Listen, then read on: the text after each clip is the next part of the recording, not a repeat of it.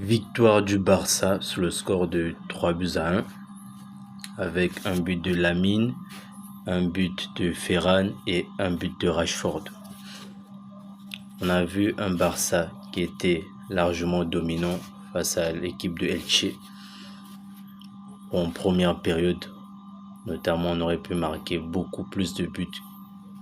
Le Barça n'a pas pu faire mieux qu'un 2-1 en première mi-temps, avant de marquer un troisième but en deuxième mi-temps, le but du break, inscrit par Marcus Rashford.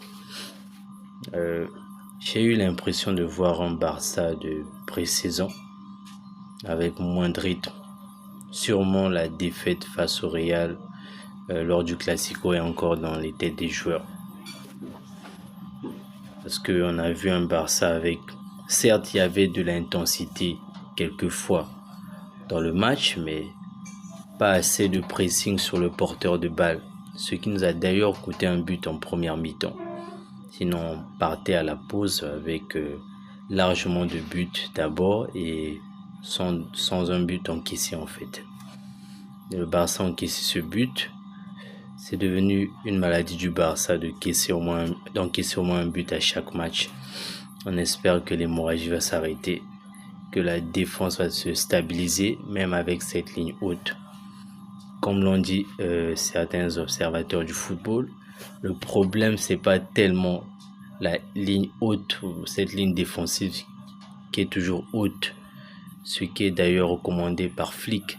Le problème c'est quand il n'y a pas de pressing rapidement sur le porteur de balle, sur les joueurs adverses, ça libère des espaces et les joueurs de l'équipe adverse en profitent pour vite contre-attaquer et marquer un but.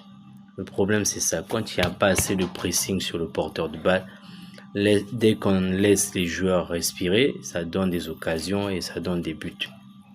Donc il faut faire un pressing constant et un pressing agressif sur le porteur de balle pour éviter d'encaisser le but.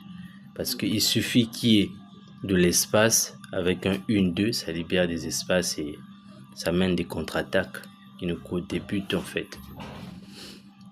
Sinon l'essentiel est là, la victoire et les 3 points, c'est tout ce qu'on voulait.